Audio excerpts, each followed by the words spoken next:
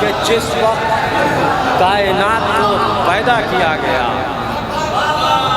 ज़हरा की अज़मतों को वसीला किया गया। हुस्न मतलब समात फरमाएं कि दुनिया में एक काम ये अच्छा किया गया